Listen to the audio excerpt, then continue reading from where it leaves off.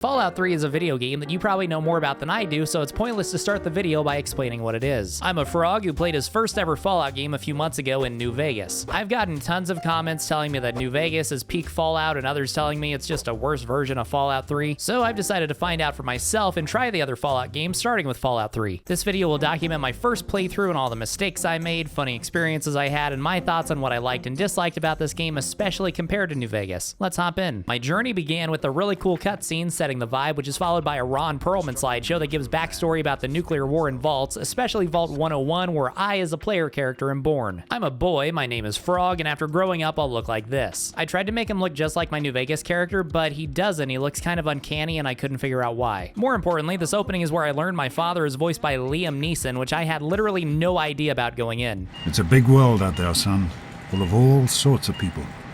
What about you? What kind of person are you going to be?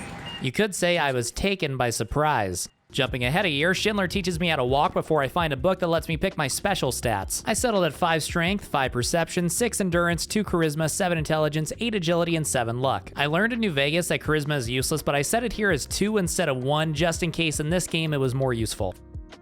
9 more years go by, and I'm now in my 10th birthday party where I meet my Norwooding girlfriend, Old Lady Palmer, and Butch the Bully. It's Butch the Bully! And he's running away! Butch tried to beat me up because I refused to give him my sweet roll. A lady named Beatrice wrote me a poem for my birthday that read like black metal lyrics. For a combat tutorial, I was given a BB gun. I actually like the shooting in New Vegas, and shooting in this game is pretty much the same except there's no iron sights to aim down, the camera kind of just zooms in a bit. This took some getting used to, but it wasn't that big of a deal. We jumped ahead another 6 years in this never-ending opening. I got into a fist fight with the vault bullies and took the GOAT test to set my tag skills that afterwards I could manually choose anyway. I chose small guns, sneak, and speech. Jump ahead another 3 years, and brunette Sunny Smiles came into my room to let me know that Liam had left the vault, which no one is allowed to do, and the overseer, her father, was sending guys to come kill me, and it's now time to play Fallout 3 for real. In one of the first moral choices in the game, Butch's mom was being eaten by giant cockroaches, and instead of bolting out of the vault as fast as I could, I saved her. I learned that I'm a terrible shot with the BB gun, got yelled at by the snitch through a window, and made it to Amada's room where she seemed to be getting threatened, so utilizing my sneak skill, I saved her by one-shotting the overseer and unloading into the guard. To my surprise, she didn't appreciate me blowing her dad's brains out directly in front of her. I looked at a picture of a giant ant, opened the vault door, and finally was in the Wasteland where I was free to explore and do whatever I wanted. My first level up, I got speech to 40 and small guns to 39, then chose the intense training perk to add another point to one of my special attributes. I sat here for a solid minute trying to choose between intelligence and agility, and I chose to raise agility to 9. Instead of taking a right to Megaton and doing the main story, I took a left to Springvale where this weird Enclave iBot flew by, don't know what that's about. I found my first NPC out in the wild, a lady of the night named Silver. She was being hunted by this guy Moriarty in Megaton and paid me 300 caps to go tell him that she was dead. I didn't get a quest added to my journal though. There are a lot of unmarked quests in this game, and I completely forgot about her until just now while I'm editing. I guess I'm just easily distracted. Oh hey, my Fallout New Vegas poster is here. This video is sponsored by Displate. Displate makes premium metal poster designs from over 200 different licensed IPs like Fallout, Lord of the Rings, Star Wars, Halo, and many more. Not to mention, they have poster designs from over 40,000 independent artists as well. You can now also get custom designs, so like I got this one done on my mom's cat who recently passed away, and I was gonna give this to Mama Frog for Mother's Day. Hanging them up on the wall is super easy. It's all done with magnets, so there's no drilling or anything. They fit in really well in my YouTube office, and I'm sure they'll look great wherever you want them to. Use my link in the pinned comment or description, or use the discount code FROG at checkout for 26% off 1 displate, 31% off for 2, and 36% off for 3 or more displates. There's a ton of different designs. You'll find something that appeals to you, and they're really well-made posters. I mean it when I say they're one of the coolest sponsors I've ever had. Just be sure if you get one to use my link or the code FROG at checkout for the discounts. Thank you, Displate, for sponsoring this video. I continued into Springvale until I came across the elementary school, and upon entering, discovered a couple people hanging up who appeared to have sawed off their own arms and then decapitated themselves. As I went through the hallways, I ran into several raiders, this game's generic bandit type enemy, which as a Chiefs fan, I had no problem slaughtering like animals. I even found this cool glowing purple bottle called Nuka-Cola Quantum that's like the peak version of Nuka-Cola, kind of like how Coke Zero is peak Coke. I grabbed a mining log off one of the raiders talking about them drilling through the school to try to get to a vault, so I went to the drill site and fought through an army of giant ants to find this vault before my dumb ass realized they were trying to drill to the vault that I just broke out of 2 minutes ago. After killing the rest of the Al Davises, I ventured out further into the Wasteland where I found a billboard for discount Project Hail Mary and in the distance spotted a large building. Upon closer inspection, this was a supermarket with a bunch of raiders camping inside and out, but one of these raiders did drop a combat shotgun, which would become one of my go-tos for the rest of the game. I leveled up to level 3 and got lockpick to 25 and barter to 18, and also learned another pretty big difference. In this game, you get new perks every level instead of every other level. All these perks seem kind of lame though, and I wanted to grab something other than just intense training again, so I chose Gun Nut to give me another 5 points to small guns and repair. Right before I walked into the grocery store, this little twerp Brian Wilkes ran up saying there were monsters after him and he needed me to go to Grey Ditch to fight the monsters and find his dad. Just like how I'm trying to find my dad. Bravo, Vince. First, I skulked around the Super Duper Mart, exploded the heads of raiders, found 3 more bottles of Nuka-Cola Quantum, which I grabbed despite not planning on drinking them, made a robot friend, picked a lock, my new robot friend tried to murder me, and I grabbed 1 more Quantum out of a vending machine for good measure. I thought I would head to Grey Ditch to help the kid from a second ago, but on the way I got sidetracked by the sewer waste station where a giant scorpion tried to murder me after I refused to carry him across the river due to my familiarity with their nature. I went into the sewers where for the first time in Fallout 3 I came across ghouls and another old friend. Mines. Ouch. Ow. But even more unexpected was a return of something I thought was only associated with New Vegas. My game crashed. After reloading, I broke into a ghoul's house named Gallo. He wears a party hat and looks like my sleep paralysis demon. I gotta be sneaky in the ghoul hive. I spent a lot of time in these sewers killing everything I came across and grabbing everything of value I found until eventually I found an exit that wasn't where I entered. Not even close. I was now in a completely different part of the map being shot by raiders. After taking care of them and leveling up again, Science 25, Speech 50, Sneak 42, Educated perk, I found what looked like the Pentagon. Insert unrelated picture of Zach Hadel. This building is now called the Citadel and seemed to be run by the Brotherhood of Steel. I asked if they could let me in, but the guards said no because I talk too fast and sound like an AI. So I decided to finally visit the town of Grey Ditch to find that kid's dad, but what I found instead were giant ants that not only were giant ants, but also breathed fire. And not like a little fire, like full auto fire. I found the kid's house. His dad was with the Angels now. When I told Brian his dad died, he said he didn't even know his dad was sick. Some mad scientist was responsible for all this, and it was my duty to go into the subway system to find him and stop the ants once and for all. While I'm going through the underground, I will say, in my New Vegas video, some people in the comments were mad at me because I mostly just focused on the main quest, but the reason was I was super interested in the main quest and finding Vegas and meeting Mr. House. This game, despite it spending the first half hour trying to get me invested in the story, I could not have cared less. I wanted to explore. That sounds like a diss, and I guess it kind of is, but that also speaks to like, I was having fun just running around doing random stuff. I found an audio recording from a dude named Grady who spoke of a package I needed to find hidden somewhere in the subway tunnels and then deliver it to a guy in girder shade. But first I opened a door and got jump scared by the ant doctor I was looking for, and fortunately I crouched right beforehand, so the whole time I was looking up at him from crotch level. He told me to kill the 5 fire ant guardians outside of their nest without harming the monstrously large queen. Completing this quest gave me a permanent +1 to my perception and a 25% resistance to fire, which I was not expecting at all, but made all this extremely worth it. I found the key and maintenance closet the audio message told me about as indicated by the spinning light, and opened a safe to find the top secret package. Naughty nightwear. Alright. A dude named Lugnut ran in and threatened me for it, but I managed to pass a 42% speech check to get out of it. I took the Falls Church exit where there was a battle going on between the Brotherhood of Steel and super mutants. I thought if I got on the Brotherhood's good side, they'd let me in the Citadel, so I helped them kill the mutants. They seem like good guys to have on your side. Alright, maybe not. Paladin Haas asked me for help freeing one of their guys who got captured by the super mutants, and I was happy to have backup for the first time in the game. Until we got to the building where the Brotherhood guy was being held, and Big Haas for some reason was staying put instead of coming inside with me. So I went in, baited the super mutants out, and fought them outside as Haas camped behind a car.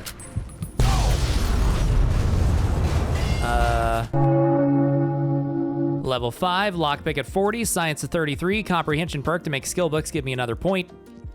I told Brian Wilkes that the ants were taken care of, and now to complete the quest, I needed to find him a new home. But in the meantime, I thought I should finally visit Megaton and continue with the main quest. I talked to Sheriff Lucas Sims and learned that the town is called Megaton because there's a giant nuclear bomb in the middle of it, and the sheriff said he'd pay me if I could disarm it. But my explosive skill was not high enough at this time, so I'd have to come back to that later. I found this church where they worship the bomb in town for some reason. Are they stupid? I found Moriarty's saloon where I encountered my first redheaded woman of the game. She seemed rather hostile, but nothing that I can't fix. This guy, Mr. Burke, had a proposition for me to blow up the bomb in town instead of disarming it. I turned down his offer because I'm not a complete psychopath. I talked to a reverse looks maxer named Gob until finally I met Moriarty, who told me that my dad was involved with the Brotherhood of Steel and I needed to find Galaxy News Radio. I said absolutely nothing to him about the lady who paid me to talk to him for her. I visited Craterside Supply where Moira was working on a Wasteland survival guide and needed my help, triggering probably my favorite side quest of the entire game. Step 1 was going to the Super Duper Mart to grab medicine and food, which was very easy considering I already killed everyone in my way. Next up, she wanted me to give myself radiation poisoning. I did this by going back to the sewers and chilling for a few minutes in dog water. Next up was landmine research, which I was hesitant to do given all my prior issues with landmines, but I was desperate to impress her for reasons you can probably guess. This required me traveling all the way to a town that's literally called Minefield. Hope I don't get blown up by mines. Mine factory. I inched my way up the street carefully until I spotted my first mine. This won't be too hard to disarm. Ow. I learned disarming mines actually isn't hard at all. You just have to press the A button before it blows up, and then a mine is added to my inventory that I can either use myself or sell. At least it wasn't a mine. I got to the end of the road and found the old boomer responsible for setting up the mines. He had an actual name, Arkansas, so I thought maybe I'd get a chance to talk to him and pass a speech check to become friends, but instead he just started shooting, so I capped him. Either way, I was happy to have finally conquered mines and now know how to effectively deal with it.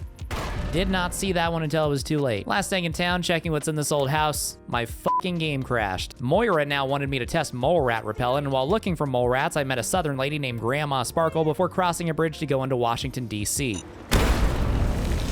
The sewers were the ideal place to test the mole rat repellent. Unfortunately, it didn't repel anything, it just made their heads explode.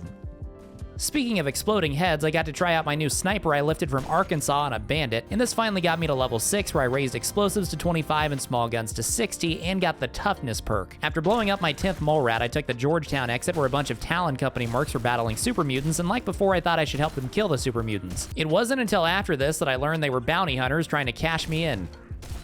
That was easy. Moira was sad about the mole rats who died in the name of science, but paid me all the same, and next up was studying Mirelurks. I had no clue what a Mirelurk was since there aren't any in New Vegas, so I was excited to see something new. What the fuck is that? The problem with this quest is you're not supposed to kill any Mirelurks, so I had to do my best to sneak around or outrun them. I think I'm in the clear.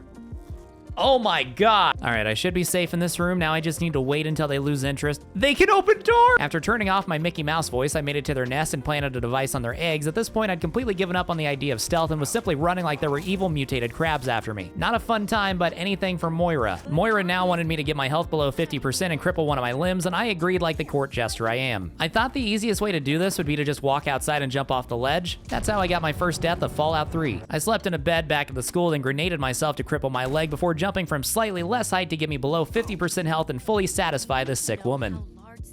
My next task was to learn the history of Rivet City, but first it was time for me to finally disarm the bomb in Megaton. The sheriff was so happy about this that he gave me free real estate. On my way to Rivet City, I found a couple footlockers with very hard locks, but my superior frog intellect, i.e. basic understanding of RPGs, let me correctly guess that there'd be a key inside the wrecked boat directly in front of said footlockers. All they had were a couple of power fists and bottle caps. I checked out boats and bait, then found a super mutant camp where they were holding a dude captive. Thank you. The things they talked about doing to me. They were gonna force him to watch a 20-hour video essay about why Fallout 3 is bad. After trading with a dude named Lucky Harith, I finally entered Rivet City, which is inside of a battleship. I went to the market where I sold stuff I didn't need, like rad scorpion poison and all 6 of the Nuka-Cola Quantum I'd found. You might be the stupidest person I've ever seen play Fallout 3. Fuck you. I didn't know any better. I wasn't gonna drink them. I thought they were just taking up space in my inventory. I wish I could stop my past self, but I can't. No! No! No! No! It doesn't matter. I was here to find the history of Rivet City, and that's what I was gonna do. This guy Bannon told me that he practically set up the whole city. His source is that he made it the fuck up. While going through the ship's living quarters, I met this cat, May Wong, who told me that she was an escaped slave and there's a slaver on the ship after her, so I did the base thing and gave her 25 caps to buy herself a gun.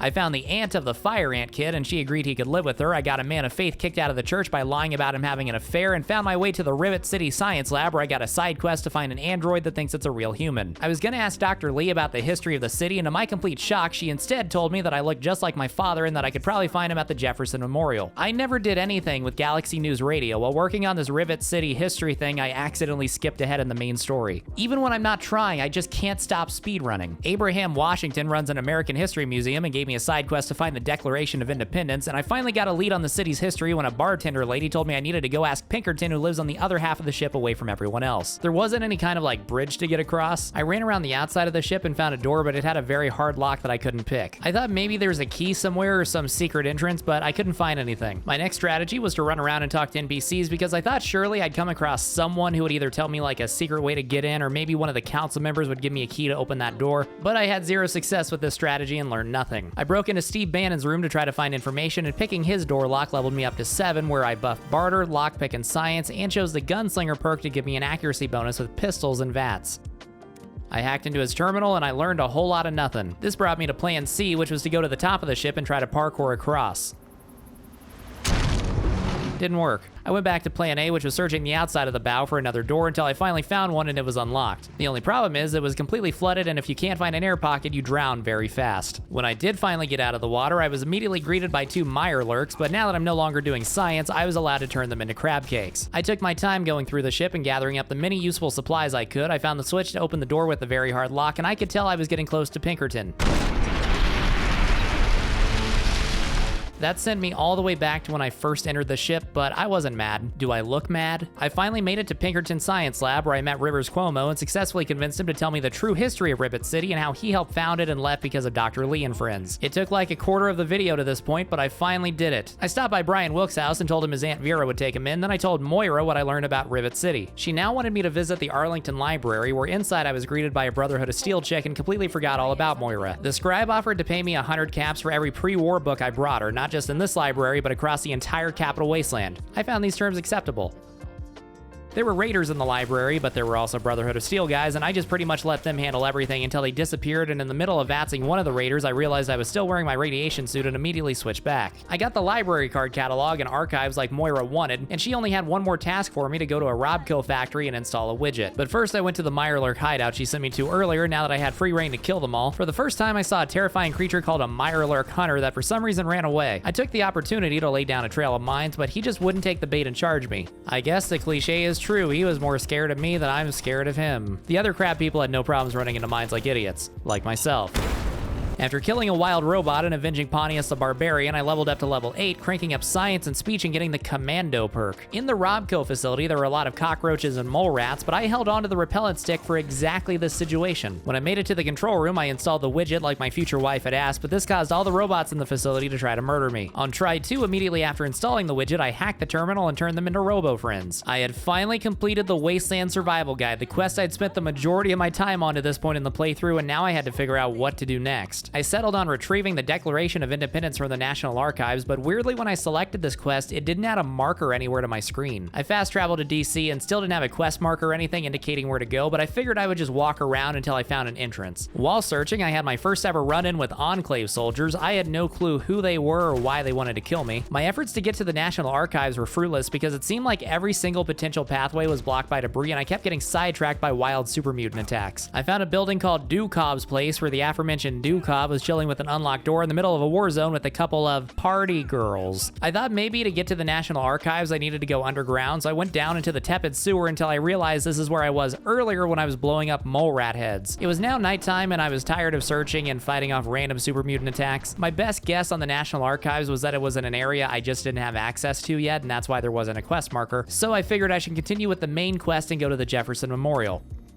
Inside and out, it was infested not only by super mutants, but other horrors beyond my comprehension, and I had no problem murdering absolutely everything that moved until I found the control room for Project Purity, but there was no sign of Liam Neeson outside of a couple holotapes that said he left to go to Vault 112. Before I left, I went to the basement of the memorial and killed even more super mutants. I found intercoms and power switches scattered around that didn't seem to do anything, and with nothing better to do, I headed towards Vault 112 through Smith Casey's garage. Watch closely as I walk directly past a Nuka-Cola Quantum without grabbing it. As far as the main story goes, obviously I haven't done much to this point, but this was the first thing that actually interested me a bit, getting to see another vault. I had no idea at all what I was in for. I ate the bugs and slept in a pod, which transported my mind to Tranquility Lane, where after leveling up to level 9 and getting the Bloody Mess perk, I met a demonic little girl named Betty. She wanted me to play a game where the objective is to make Timmy Newsbomb cry, which I tried to do by wrecking his lemonade stand, but this didn't work, so I just punched him. Betty then revealed to me that she's actually the evil Dr. Braun, and I needed to do what he wanted, and he would let me and my dad escape the simulation, because it turns out old Qui-Gon Jinn was stuck here too. My next objective was to get the Rockwells to get divorced, which I did by simply lying about the husband cheating. Betty/Braun wanted me to ramp things up and kill Mabel Henderson, and right before she sprung my trap, old lady Dithers came running in the house telling me about how the whole thing was a simulation and there was another way to get out besides being a psychopath. Sorry, Mabel. I talked to Betty again, and the last task I was given was to become a serial killer called the Pint-Sized Slasher. But no, if there's a fail-safe and I could get out of here without being a psycho, that's what I want. I'm not gonna become a serial killer.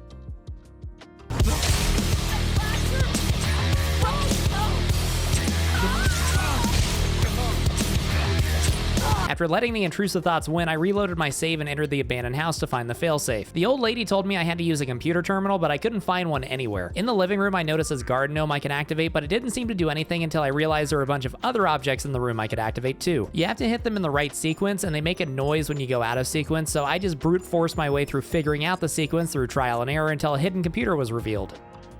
I activated the fail-safe where the Chinese army invades and murders everyone permanently, freeing them from this purgatory and letting me leave, as well as Liam Neeson, whose dialogue I sped through because this may or may not have been my second time having this conversation following me forgetting to save after my previous night of playing. I was supposed to meet him in Rivet City, but instead I thought now would be a good time to finally visit this Girder Shade town I was still supposed to deliver the package to. When I got to Girder Shade, it looked like a complete dump. I went into Sierra Petrovita's house, who had a giant Nuka-Cola collection and was a president of the 2-member Nuka-Cola fan club. This chick is the most endearing character in the entire game. If you didn't understand why I made such a big deal out of selling all my Quantum earlier, there's a side quest with Sierra where you have to bring her 30 bottles of Quantum. Yeah, I set myself back a lot. Ronald asked me to bring him the Quantum instead, which I declined, but I did give him the package and he gave me 300 caps. I did some more just wandering around the map, seeing where I ended up. I found a power substation with a bunch of good stuff in it, and upon leaving, I was attacked by raiders who didn't realize until it was too late that they were messing with the wrong fedora wearer. I saw a tower in the distance that I wanted to check out, but I first took a visit to the Warrington train yard where I was attacked by a bunch of ghouls. I went inside for a second, but didn't really feel like exploring more subway tunnels, so I made it to what I now knew was called Tenpenny Tower, where the gate guard was in the middle of telling a ghoul that ghouls aren't allowed. I tried to talk to the ghoul after, but he wasn't very friendly. They led me into their tower because I'm not a ghoul, I'm a frog, and to further prove I'm not a ghoul, I took on a side quest to take care of their baghoul problem, which required going back to the train yard I was just at 30 seconds ago. This did mean I had no choice but to navigate subway tunnels, but I was more willing now that I had an actual objective. After killing many a feral ghoul, I found what appeared to be an intelligent society. The revolution starts here, and I was greeted by Michael Masters. I feel like the game wanted me to broker a peace between the ghouls and Tenpenny Tower,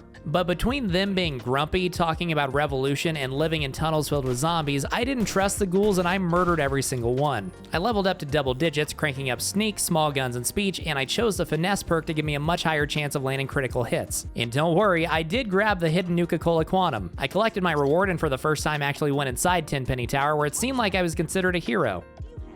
I did look up online afterwards the other way this quest can go. If you convince Tenpenny Tower to be compassionate and let the ghouls inside, the ghouls end up murdering everyone. What did Bethesda mean by this? I even got to chill on the balcony with Tenpenny himself while he stared at me lustfully. Next on the list was trying to find the android that doesn't know he's an android. I would reference Blade Runner, but that theory is stupid and Ridley Scott is cringe. I talked to this guy in Rivet City whose mom makes him wear a helmet and asked him about the android. He told me to go ask Pinkerton, and Pinkerton told me it was a guard at the entrance, Harkness. I told Harkness the truth, and as a reward he gave me the A321 plasma rifle. At this time, I was completely unaware that it would become my favorite gun in the game. After getting blown up by a rocket launcher, I took a visit to the Nuka-Cola factory, where you can probably guess what I was after. Unless you're stupid. I tried out my new plasma rifle, and even though I hadn't upgraded my energy weapon skill at all, it was amazing even against quantum Nuka-Cola Mirelurks. Leveled up to 11, put more to energy weapons and medicine, got the strong back perk. I met Milo the shipping robot, grabbed the shipping manifest for Nuka-Cola Quantum, found a few of the bottles I was looking for, and obtained the Nuka-Cola Clear formula. I thought Sierra would buy that from me, but there was no dialogue option. First up on the Quantum manifest was a Super Duper Mart, which I'd already cleared out, but I was hoping that maybe I missed some. I didn't. Location 2 was someplace called Paradise Falls that from the back looks like another shopping center. I was greeted by this guy Grouse, who told me that Paradise Falls was a slaver camp, which was all I needed to hear.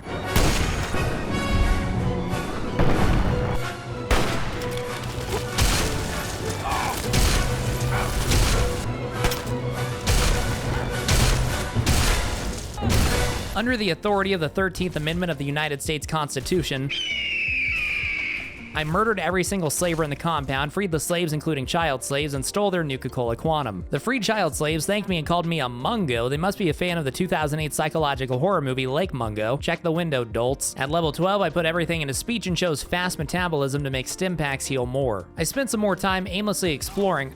Oh god.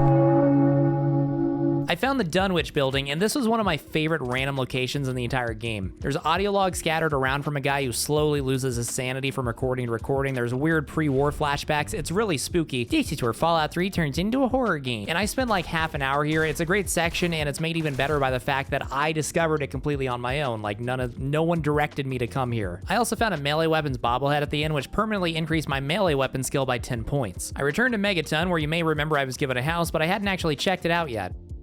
My game froze again. Inside, I met my robotic butler, found a bobblehead stand where I can store any bobbleheads I find, and of course, I had a bed to sleep in that's big enough for 2 in case Moira's mysteriously disappears one night. I picked up the main story again. Back at the science lab, Dr. Lee and Ra's al Ghul talked for a couple minutes before telling me to return to the Jefferson Memorial to work on Project Purity. He sent me down to do busy work in the basement that I'd already cleared and talked to him through the intercoms that didn't work earlier. While cleaning the pipes, a Falcon from Halo Reach came in. We had visitors from the Enclave, and they were not happy to see me. Back at the lab, Liam Neeson was locked in a room with a scientist lady and Colonel Bad Guy who did a bad guy thing, so I don't like him. Then my dad turned on the radiation machine, killing the bad guy, but also himself. After setting his body on fire, I talked to Dr. Lee up close enough to see her vampire eyes, and me and the science crew had to evacuate through underground tunnels while fighting off members of the Enclave. I opened a door and saw a Brotherhood of Steel guy holding a minigun, and exiting in this part of the sewer brought us right outside the Citadel, where using her irresistible charms, Dr. Lee was finally able to get me inside. Energy weapons, repair, life giver perk. I met Elder Lyons, who looked exactly how I'd expect someone named Elder Lyons to look. His daughter told me she likes horror movies, but is always too scared to watch them alone, to which I said I actually prefer watching them by myself, and I got my first real companion of the game, Star Paladin Cross. I met Scribe Rothschild, and after he invited me to a weird sex party, he gave me the location of all the vaults, including Vault 87, named after Travis Kelce, where I had to go next. To get there, we had to go through the Lamplight Caverns, where upon entering, I discovered a society of children who didn't take kindly to adults, but let me in because I freed their friends from slavery earlier, making me one of the good mungos. This kid was too old to stay and had to be escorted to Big Town. We'll deal with that later. I talked to a Michael Jackson-looking child, and the back gate was open for me to head towards Vault 87. I entered Murder Pass. Hope I don't get murdered today. Murder Factory. It's called Murder Pass because it's full of super mutants, but my new companion provided great backup as we slaughtered the discount Shreks, making it all the way to the entrance of the vault.